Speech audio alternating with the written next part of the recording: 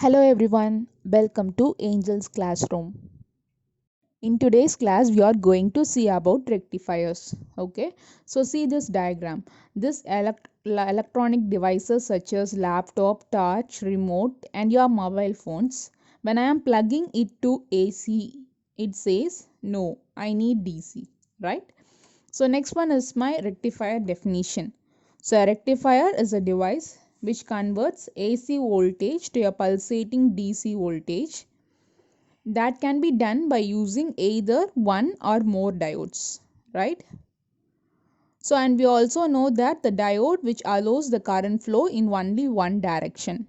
So next one is my type of rectifiers. So rectifiers can be classified into full wave and half wave rectifier. So this full wave can again be classified into full wave center tapped and full wave bridge rectifiers. So we are going to see half wave rectifier.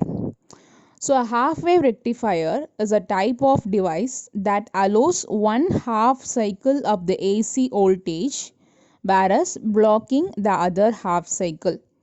So this half wave rectifiers are used to convert the AC voltage to DC voltage, and it requires only one diode to construct it. So next one is the principle of half wave rectifier. Consider the standard AC waveform. I am going to pass it through the half wave rectifier. Okay, so only half of the AC waveform remains, and other half of the waveform it gets blocked.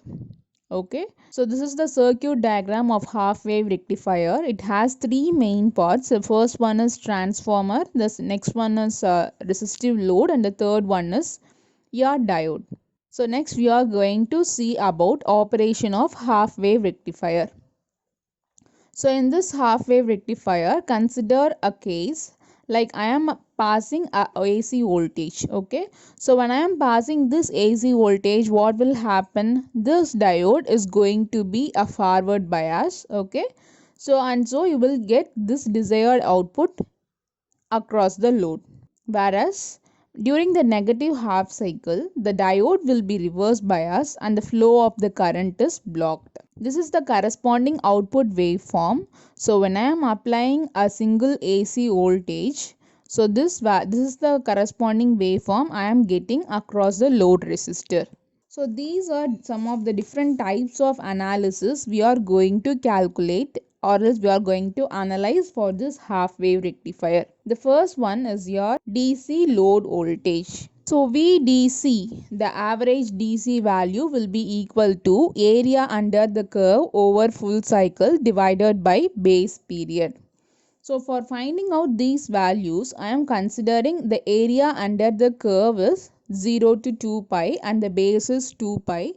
So I have taken this from the previous waveform. Okay, so the Vm value I am using it as V value I am using it as Vm sin theta. Okay, so VDC is equal to integral over the limits 0 to 2 pi V into d theta. Okay, so in this place of V I am going to substitute Vm sin theta. So I am going to integrate it separately with the limits of 0 to pi and pi to 2 pi. Okay, so after this integration steps and applying the value of this limits, I am having VDC is equal to Vm divided by pi. So next one I am going to calculate the DC load current. Okay, so this DC load current value will be equal to the ratio of my VDC divided by RL. So here RL is my load resistor. So already in the previous slide I have find the value of VDC as Vm divided by pi. So I am going to substitute that in the place of VDC. So I am getting the value as Vm divided by pi into RL.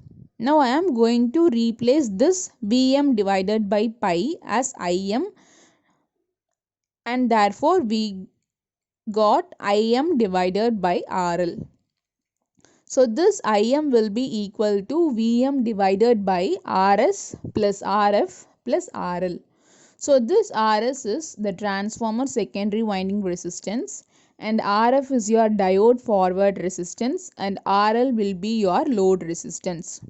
So IDC is equal to Im divided by RL. So next one, I am going to calculate the RMS value of load voltage VRMS. Okay.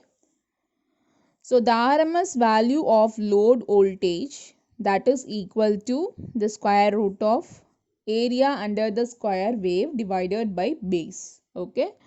So now I am going to substitute the value which I have taken as an example, that is Vm sin theta. So I am finding the square of that particular AC signal. So Vm square sin square theta. Now I am applying the base as well as the limits. Okay. So on applying and integrating those values. So after this step calculation, I got the value as Vrms is equal to Vm divided by 2. So next one is RMS value of load current IRMS. So IRMS is equal to Vrms divided by RL. So Vrms value I have already calculated. So the value will be Vm divided by 2. I am going to substitute this. So Vm divided by 2 RL. Okay. So Vm divided by RL. Now this can be replaced as Im divided by 2. Okay. So next one is my ripple factor. So it is seen that the output of the half wave rectifier is not pure DC but a pulsating DC. Okay. So that pulsating DC is called as ripples, and that ripple factor is denoted by the term gamma. So now gamma is equal to square root of Vrms divided by Vdc the whole squared minus 1. So now I am going to substitute the value for Vrms and Vdc which I have already calculated. So after substituting that values, I am getting the gamma value as 1.21. So next one, I am going to calculate the rectification efficiency eta. So eta will be equal to the ratio of DC output power divided by AC input power. That can be represented as P into DC divided by P into AC. So we all know that the power value will be equal to V square divided by R. So now I am going to apply the same for my AC as well as my DC. Okay. So for AC signal, I am applying the voltage value as Vrms, whereas for DC signal, I am straightly applying the value of Vdc. Okay. So Vdc squared divided by RL divided by V squared RMS divided by RL. I have already the values of Vdc and Vrms. I am substituting the same here. So and I got the value as 40.6%. That is my rectification efficiency. So next one is my transformer utilization factor. So the factor which indicates how much is the utilization of the transformer in the circuit, that is called as transformer utilization factor. So that can be calculated using the formula TUF is equal to the ratio of DC power delivered to the load divided by AC power rating of transformer secondary. So that will be equal to PDC divided by AC rating. So PDC value, we know this, B squared DC divided by RL divided by my PAC rating will be Vrms into IRMS. Okay. So here we have to consider and keep in mind a thing, that is in the half wave rectifying circuit, the ratio voltage of the transformer of secondary will be Vm divided by root 2. But the RMS current flowing through the winding is Im divided by 2 and it's not Im divided by root 2. Okay. So now I am going to substitute the value of Vdc, Vrms and IRMS and reducing the same. I am getting the value of transformer utilization factor as 28.7%. So next one is my regulation. So regulation is defined as the ratio of voltage drop to the full load voltage, right? So I am having the formula regulation is equal to VNL minus VFL divided by VFL. So VNL is approximately, VML is that will be equal to my DC voltage, that is equal to Vm divided by pi, which I have already find it out. So VFL is equal to IDC into RL. So IDC value I have already calculated. I am going to substitute the same. So VM divided by pi into RS plus RF plus RL into RL. Now I am going to take RL outside in the denominator. So I have the final equation as RF plus RS plus RL divided by RL minus 1, and I am going to calculate the percentage regulation. Then it will be becoming like percentage regulation is equal to RF plus RS divided by RL into 100.